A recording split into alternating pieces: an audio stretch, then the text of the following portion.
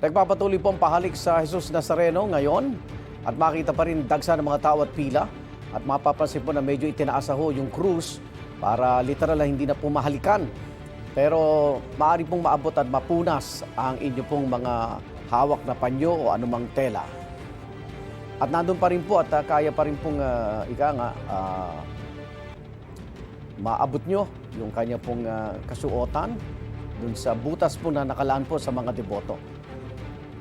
At tuloy-tuloy po yan hanggang maganap na po ang traslasyon bukas.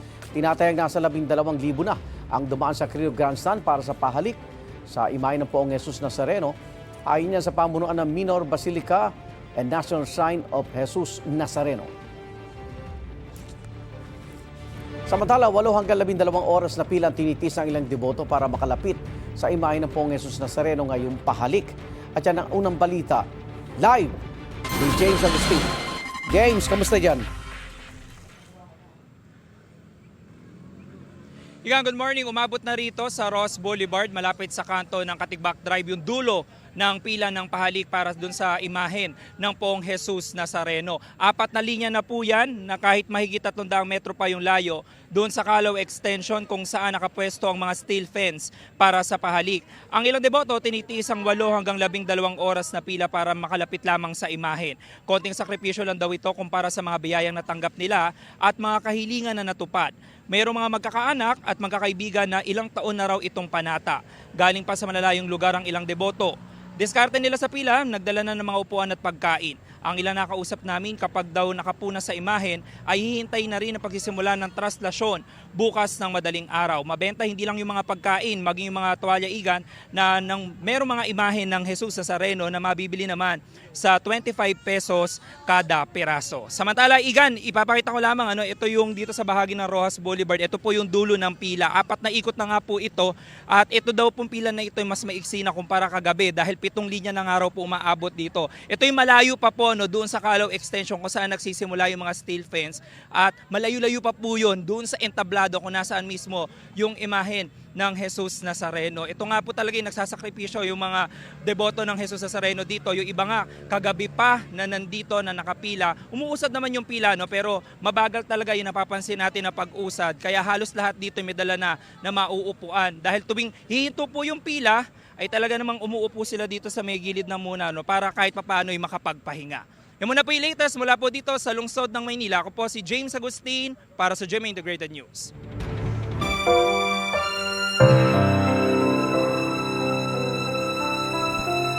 Tinatayang nasa 12,000 na dumaan sa Quirino Grandstand para sa pahalik sa imahe ng Poong Jesus Nazareno.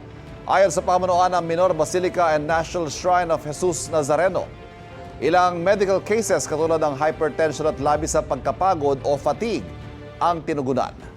Live mula sa Maynila, may unang balita. Si Pam Alegre. Ma'am. Evan, good morning. Pamorningan at magdamagan ang paghihintay ng mga deboto dito sa pahalik sa Quirino Grandstand. Lahat yan para sa kanilang mga panata. Nananatili naman ng mataas na antas ng seguridad sa lugar. Sa crowd estimate ng Manila Police District alas 9 kagabi, nasa 4,000 na mga deboto ang foot traffic sa Quirino Grandstand para sa pahalik sa imahen ng Poong Jesus Nazareno. Sa magdamag hanggang ngayong umaga, ang estimate ng mga organizer, posibleng 12,000 na ang bilang ng mga deboto na dumaan dito. Ito ang pinipilahan ng ilang oras ng mga deboto. Di alintana ang kanilang pagod at puyat para lang sa kanilang panata. Ito ang pahalik dito sa Quirino Grandstand. Hindi biro maghintay para sa pahalik. Karamihan may araw pa na magsimula sa kanilang mga pila.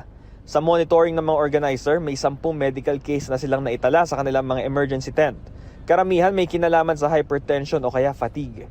Pero sa pangkalahatan, generally peaceful ang pahalik at nananatili ang police visibility. May paalala rin ng mga organizer ng pahalik sa bagong sistema sa pila. Katigbak Drive was closed, no?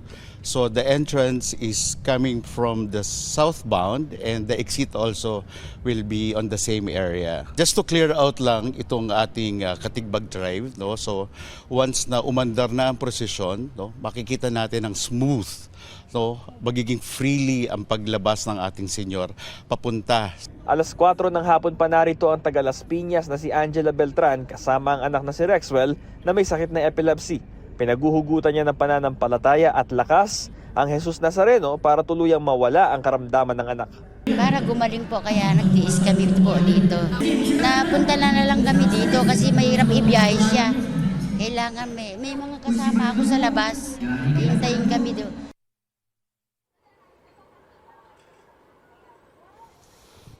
Ivana, nakikita ninyo ngayon sa inyong mga TV screen, ito yung pila rito sa Quirino Grandstand as of 6:29 a.m. At itong pahalik ay isasagawa rito ng buong araw yan. Almost the entire day. Ang inihintay lamang dito ay yung 12 a.m. mass, mamaya pa yan. Rekta na yon sa traslasyon. Ito ang unang balita mula rito sa Quirino Grandstand. Bam Alegre para sa GMA Integrated News. Maglalagay ng 20 Health Emergency Response Team Stations ang Department of Health sa kahabaan ng ruta ng traslasyon.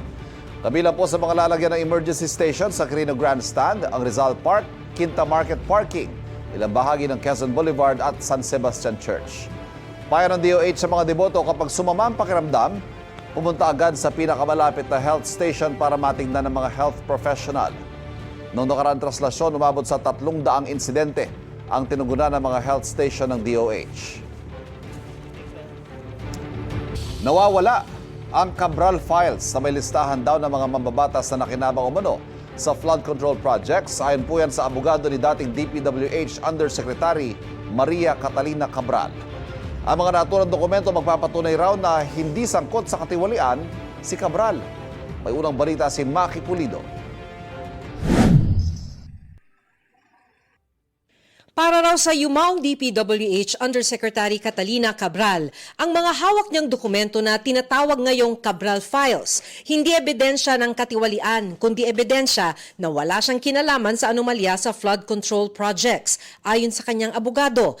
Ito raw ang dahilan kaya magto-turn over dapat siya ng 6 na kahong puno ng dokumento kina Attorney May Divina Gracia.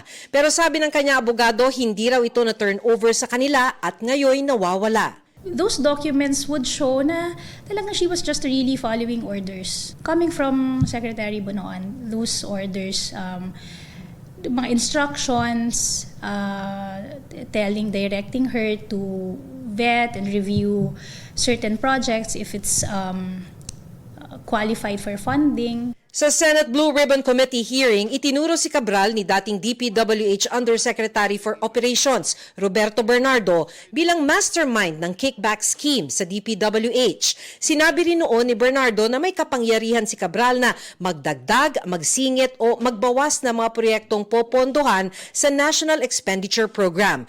Itinanggi raw ito ng kanyang kliyente, ayon kay Divina Gracia.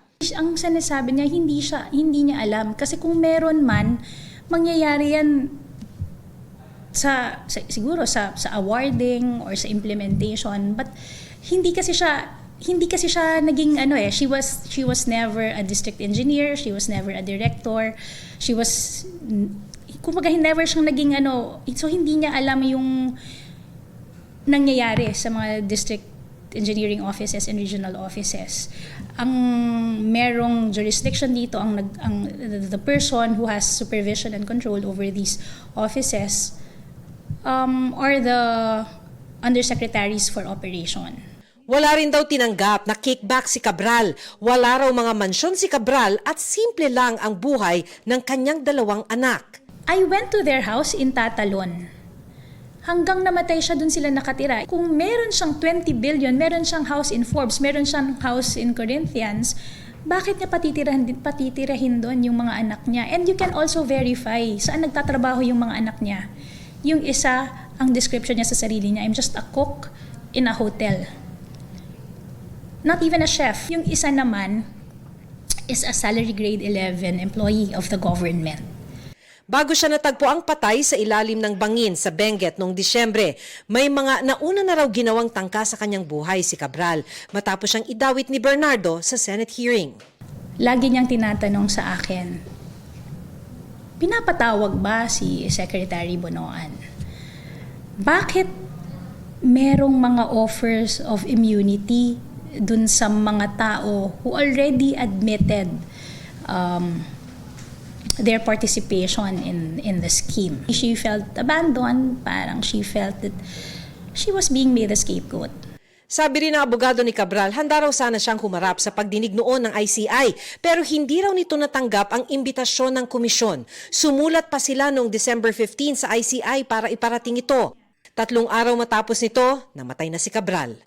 Ito ang unang balita, Maki Pulido para sa GMA Integrated News. Mga kapuso, tumutok lang po sa mga ulat ng unang balita para laging una ka. Mag-subscribe na sa GMA Integrated News sa YouTube.